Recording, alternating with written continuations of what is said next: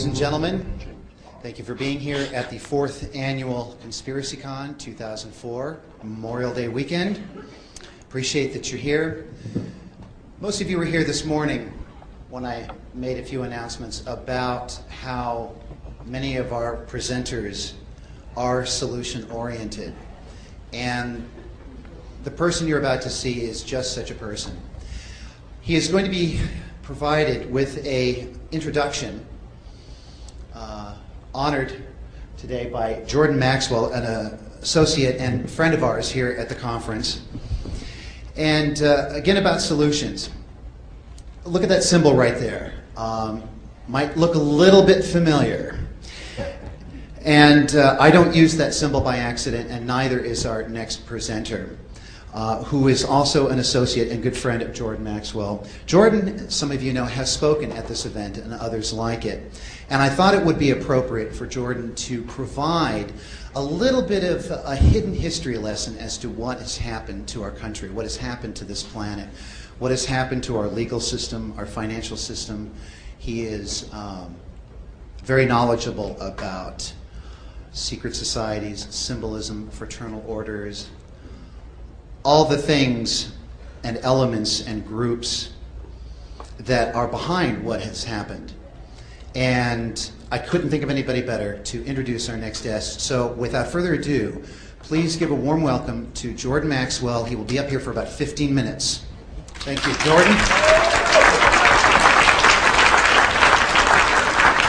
Thank you.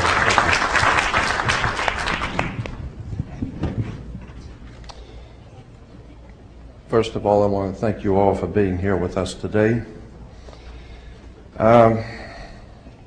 A lot of kind words have been said about me, but I want to clarify a few things. I'm not the world's foremost authority on anything. I never have been, I'm not now, nor will I ever be. I'm too smart for that. Because I know how much I don't know. And I'm learning every day that I live, the world keeps opening up larger and larger. And I started this escapade back in 1959. I started talking to audiences in 1962 about secret societies, the New World Order, occultism, and it was in 1966 that Anthony J. Hilder produced his first record set with Myron Fagan on Illuminati. And it was Anthony J. Hilder and Myron Fagan who introduced into American society the idea of secret societies and Illuminati. So when you hear the concept being discussed by anyone of secret societies, and especially that word Illuminati, remember it was Anthony J. Hilder who introduced it, and the man who talked about it, Anthony actually produced the records, and it was Myron Fagan, a very important man that you need to know about, who's no longer with us. Myron Fagan was the man who introduced the idea of Illuminati. As I said, I was talking about these subjects back in 1962, before most of the people who now talk about it were even still in school. So consequently, I've looked at many different areas of conspiracy since that time. And I'm appalled at what I see happening in this country today. We are told that America is the land of laws, a nation built on laws. In point of fact, nothing could be further from the truth. America is run by people who are lawless. We have no law in America, and understand that. The law is whatever the powers that be in power happen to say it is today. Whatever they say it is, that's what the law is today. And it may change tomorrow. So what you need to understand is this is not a nation of laws, it's a nation of lawlessness. And somewhere along the line, we're going to be dealt with by that universal God force because of what we have allowed to happen in our country.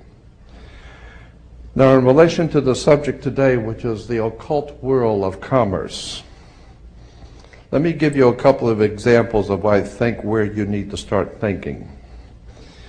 If you are going to send a box through the mail and you need to wrap it with some rope, you go out in the garage and you find some rope and tie up the box, and that should be sufficient to do the mailing.